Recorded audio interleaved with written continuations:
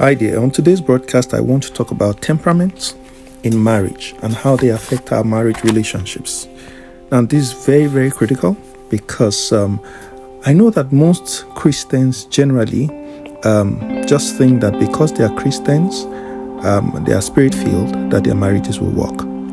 But nothing is further from the truth.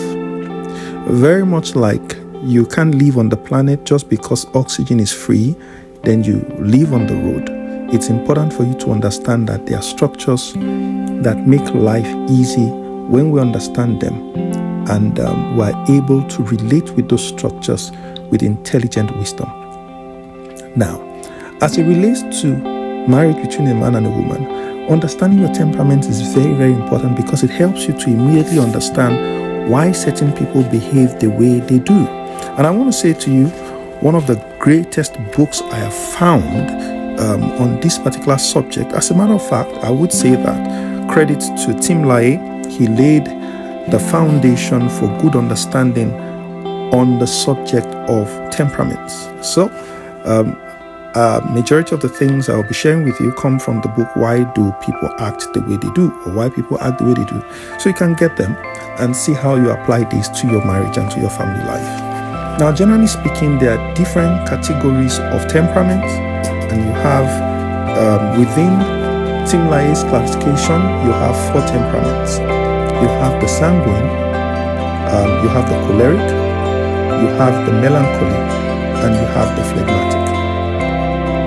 Again, I'll take it. Sanguine, choleric, melancholy, and phlegmatic. Now, some other people have tried to bring different kinds of other classifications, and again, still within the boundaries of these 4 classifications. You will see some will say that they divide their own classifications in some form of personality styles. All right, some will say you have those who are directors, some are commanders. Of course, the commanders will usually be the choleric, and some are into other broad categories, but today I don't want to go in that direction so that we don't lose our traits and my thoughts, and I can explain a few things to you. Now, a high summary. A sanguine is, generally speaking, a very, very pleasant personality type. Usually, you will see a sanguine is bright and usually want to take the center stage, very, very colorful. If she's a woman, you will find out that she's everywhere. She's very playful. She's very excited. The downside of a sanguine is that at times sanguine talk too much. When it comes to being orderly, a sanguine is usually pretty scattered, but they usually come with very positive energy, so they are very, very likable personalities. If she's a sanguine that has a measure of choleric traits, people will consider, or some people may find them domineering and controlling, because naturally the choleric is a very, very domineering temperament, very strong temperament, aggressive and pretty blunt with caustic speeches. So people around cholerics usually get hurt, although most of the times the choleric means well, but their choice of words are usually very disastrous to the people around them, especially the people closest to them. All right, so you have people who are sanguines. So your husband may be a sanguine, your wife may be a sanguine. If she's a sanguine or is a sanguine, you will find out that, number 1, the energy level is usually high. Number 2, they're usually very, very colorful people. They radiate very strong positive energy. They are very exciting and excitable, but they are scattered. Most of the times, if you get into the room of a sanguine, not many sanguines are very, very orderly. All right? Now, the second temperament I will just touch on very briefly is the choleric. Now, the choleric temperament is perhaps what you would call the leadership temperament. This temperament, and by the way, temperament is simply a combination of inborn traits that subconsciously affect man's behavior. It's very different from your character. Your character is the real you, okay? And then your personality is your outward expression, which may or may not be your character, depending on how genuine you are. So just to put those definitions there. Now, when you talk about the choleric, a choleric, generally speaking, is an interesting temperament in that a choleric is very strong-willed, independent, visionary, practical, productive, decisive leader. Naturally, cholerics are leaders naturally. Strong-willed, independent. If you have a man that is a husband that is a choleric, most of the times you'll find out that he's made 1,000 decisions without talking to the woman.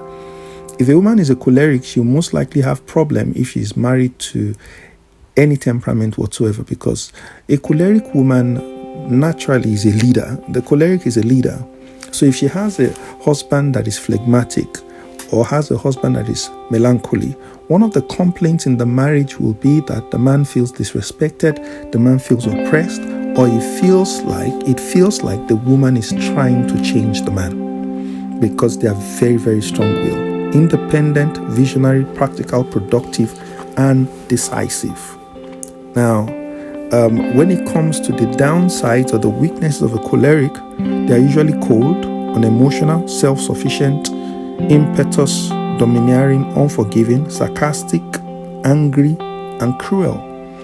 A major issue with the choleric is anger issue. All right? When a choleric gets angry easily, and most of the time they are aware that their environment is afraid of their anger, and they use their anger to manipulate their environment. Now, within the context of marriage, this will spell doom. Okay? On the other hand, I was talking about the sanguine earlier. Let me just mention this to us, a high summary of the temperament of a sanguine. Outgoing, responsive, warm, friendly, talk active, enthusiastic, and compassionate. But the sanguine is usually not disciplined, emotionally unstable, unproductive, egocentric, and exaggerates. That's a sanguine for you. Now, the other two temperaments are the milder or more introverted temperaments of the four categories. Okay? The sanguine and the choleric are more extroverted. In other words, they are turned out. Their focus is outward, essentially. The phlegmatic and the melancholy, however, have a temperament that is more inward.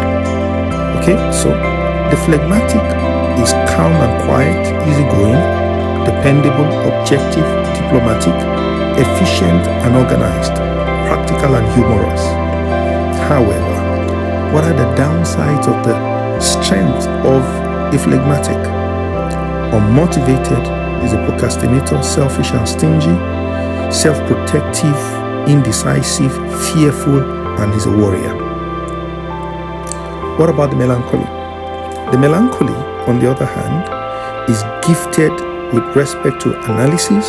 They're very, very analytical. They are ascetic and self-sacrificing, industrious, and self-disciplined. However, the melancholy is usually moody, self-centered, persecution-prone, very, very vengeful, touchy, and they are very theoretical. They are unsociable.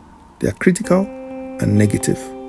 Now, where does your spouse fit in this picture? Where? I want to encourage you and charge you to get the book Why People Act the Way They Do by Tim LaHaye. It's a very beautiful book. It would make a lot of sense as you read through it to help you understand. Now, I believe that nothing is superior to a spirit-controlled temperament. If you are a child of God, the Holy Spirit is meant to do the work of withering down. Nonetheless, when you get in your car, you drive. The Holy Spirit doesn't drive for you. You have to learn how to drive the car. All right? So you need to learn the unique temperament of your spouse and walk along with that information to have an enjoyable marriage. And this is where I'm going to stop for today. Till I see you again, remain blessed.